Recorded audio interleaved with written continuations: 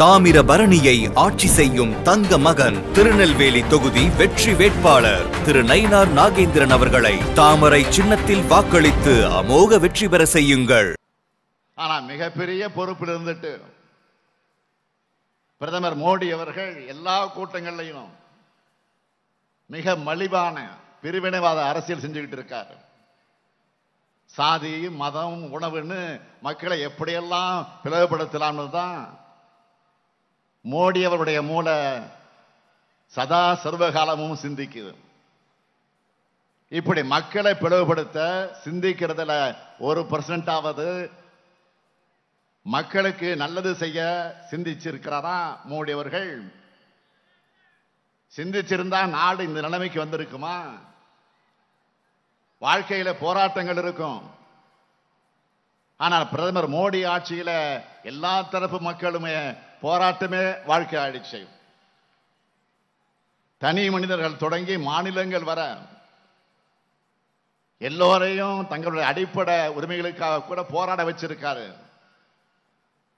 12 ஆண்டு காலம் குஜராத் முதலமைச்சராக இருந்த மோடிக்கு பிரதமரானதும் மாநிலங்களை கண்டாலே பிடிக்கல. பிரதமரானவுடன் என்ன சொன்னாரு?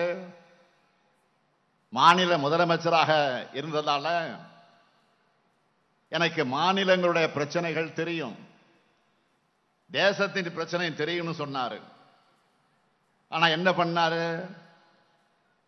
ஆளுநர்களை வச்சு மாநிலங்களுக்கு மிகப்பெரிய பிரச்சனையை கொடுக்கிறதே மோடி தான்.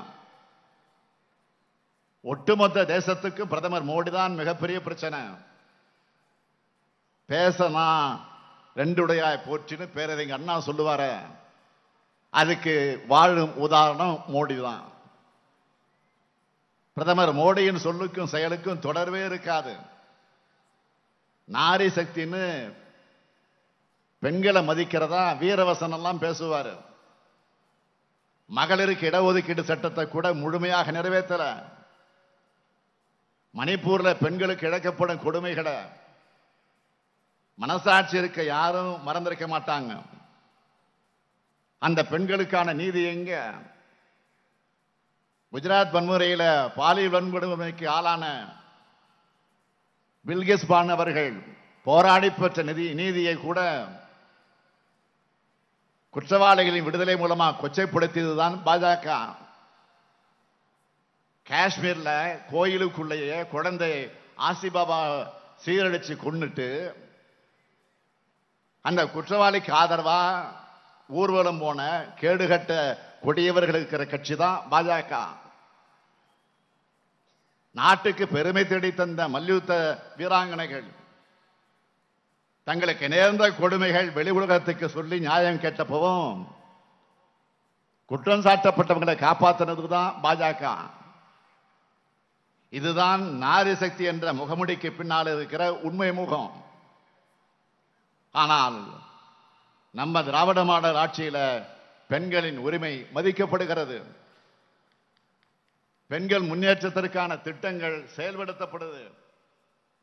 பெண்கள் ஓதுவார் ஆகியிருக்காங்க, அர்ச்சகர்களாக ஆகியிருக்காங்க. அதற்கு ஒரு படி மேலே போய் தமிழ்நாட்டோட புகழ்பெற்ற கோயிலான மதுரை மீனாட்சி அம்மன் கோயில் அறங்காவல் குழு தலைவரா மறைந்த முன்னாள் அமைச்சர் பழனிவேல்ராஜன் அவருடைய மனைவி ருக்மணி பழனிவேல்ராஜன் அவர்கள் நியமிக்கப்பட்டிருக்கிறாங்க. இப்படி முற்போக்கு சிந்தனைகளோட இன்றைக்கு முன்னேறிட்டு இருக்கக்கூடிய திராவிட மாடலை பார்த்தா அவங்களுக்கு கசக்கத்தான் செய்யும். அது மட்டுமல்ல, மோடி பிரதமரானவுடன் மாநிலங்களை சுத்தமா ஒழிச்சு கட்ட மறைமுகமா மிகப்பெரிய சதி திட்டம் தீட்டினவர் தான் மோடி. இதை இந்த தனிப்பட்ட ஸ்டாலின் சொல்லல, இந்தியா கூட்டணி தலைவர்கள் சொல்லல.